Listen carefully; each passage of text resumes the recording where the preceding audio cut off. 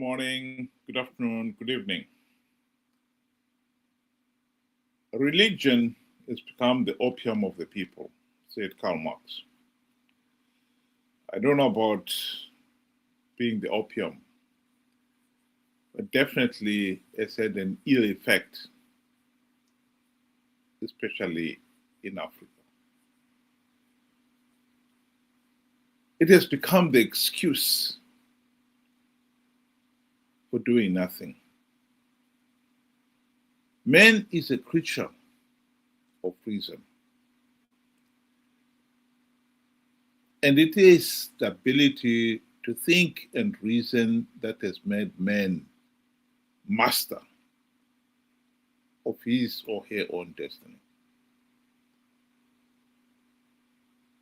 And those who have shown again and again the propensity to give up their right to think for themselves have invariably become enslaved, the slave of others. There is nothing wrong with being religious, but there is everything wrong with the thinking that says we should not do what you can do and kneel and pray that God do it for you. Because it's contrary to the whole religious ethos. God is not there to do everything for you. You can do things for yourself. And yet, this has become the bone of contention, particularly in third world countries. Here is somebody talking about religion and how it has affected our people's minds. Any pastor will tell you, make you fast and pray in 2026. Play this video for them. Sometimes when I speak as directly as I should, some of you whose minds have been religiously enslaved will say, I am not talking like a Christian. Can you imagine? Stupidity is when you keep doing the same thing and expect a different result. What am I trying to say? Jesus will never fix Nigeria for us. He has never fixed any country for anyone. He will never come down to do the work he has empowered you to do. Man is a free will agent who chooses his fate by his actions. So I beg you in God's name, stop praying for God to fix Nigeria. When you will still gladly choose your criminal tribesman or religious man over a credible leader, then by January 11th, you will start a 61-day dry fast for God to magically change Nigeria. Only Nigerians can fix Nigeria. The Chinese fix China. Americans fix America. Australians fix Australia. Spiritualizing Nigeria's problems when we know they that take us anywhere reasonable. Telling people that God will fix Nigeria makes them avoid their responsibility to demand a better nation because they believed you. The hard truth is, God will never come down to demand your rights as citizens. If you choose to suffer till death, God won't stop you either.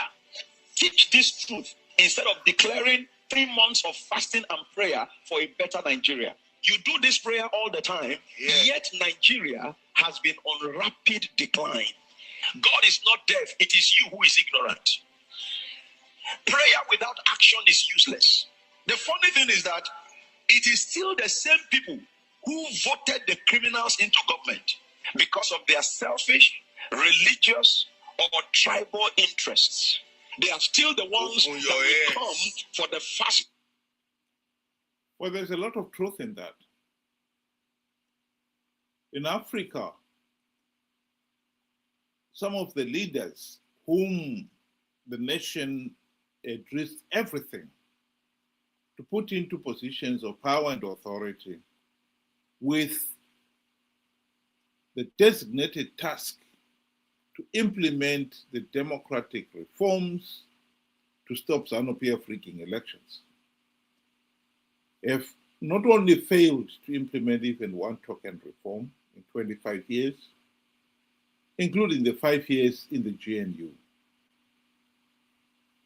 Worse still, ever since the GNU debacle, those same individuals have turned around and tried to convince the people that we don't need reforms, that we can win rigged elections. They would even invoke the name of God. Hashtag God is in it. And the tragedy is millions of people have believed it. Zimbabwe is a failed state. That is a fundamental reality that we cannot run away from.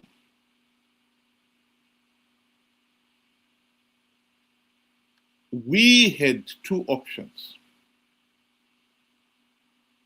in the late 1990s, by the late 1990s, when we realized that ZANU-PF was rigging the elections, and as long as the regime is able to continue rigging the elections, the country was going nowhere. We had two main options. The number one option is, are we going to take up arms and fight the regime?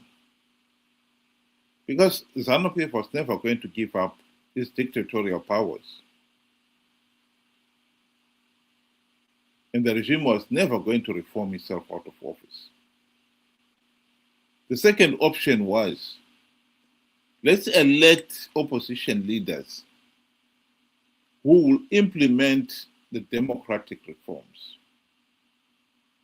and thus save us having to go to have yet another armed struggle.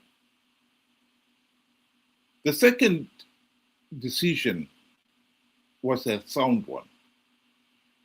The only problem in the 25 years MDC CCC leaders have been in office, they failed to implement any reforms. And we, the people, have failed to take them to task.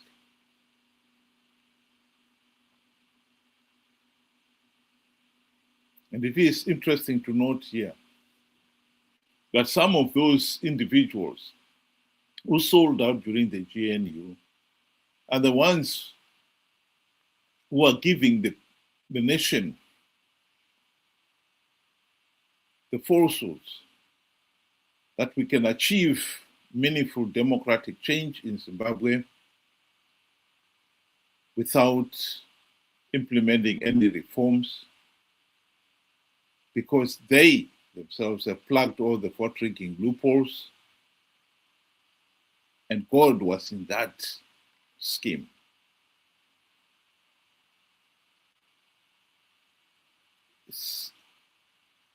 It's an idiotic argument. And after 45 years of rigged elections, for anyone to keep believing that idiotic nonsense is unforgivable.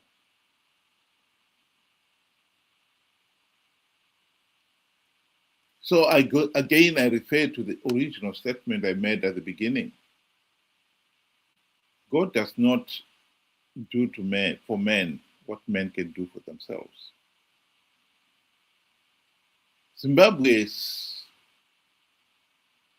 Most of Zimbabwe, if not all of them,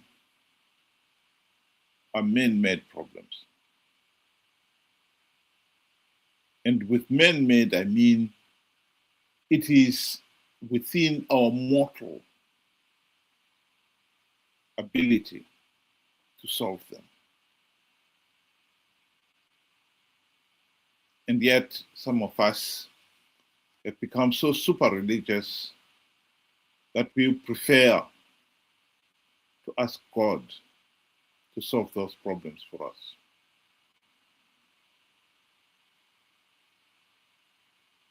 That's where we're making a mistake. Because God does not interfere, does not do for men what men can do for themselves. Ending this anarchy of dictatorship is within our own power as mere mortals to do so. We have not done so all these years because we have been so naive, ignorant, and gullible that we have believed idiotic lies from the likes of Chamisa that he has plugged for drinking loopholes. He even evokes the name of God. Hashtag God is in it. And we have believed those lies again and again and again. The challenge is, are we going to continue believing it in 2028?